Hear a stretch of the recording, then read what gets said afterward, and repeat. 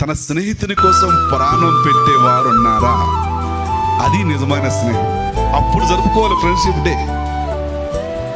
ఎప్పుడు జరుపుకోవాలి? ఏమంటాం? ఏదో నీతో ఫ్రెండ్షిప్ చేస్తే ఈరోజు బిర్యానీ పెడతాం అనుకుంటే నా ప్రాణం పెట్టాలి నీకు సలాం అమ్మ అంటాడు. ఏమండి, అవునా కాదా? సలాం చెప్పేసి వెళ్ళిపోతాడు. ఈరోజు ఆలోచన చేయాలి. యవనస్తులు, మీ జీవితాన్ని మీరు కట్టుకోవాలి. యేసేపు జీవితం మనం చూస్తూ ఉన్నాం. యేసేపుకు మంచి ఆఫర్లు వచ్చాయి. వ్యభిచారం చేయడానికి, పాపం చేయడానికి దూరంగా పారిపోయాడు. పవిత్రంగా, పరిశుద్ధంగా జీవించాడు కాబట్టి ఆ దేశానికి ప్రధానమంత్రి కాగలుగుతున్నాడు. వాక్యంలో యేసు ప్రభువు చెప్తున్నాడు ఇక్కడ, నేను మీకు ఆజ్ఞాపించిన వాటిని మీరు చేసిన ఎడల మీరు నా స్నేహితులై ఉంటారు.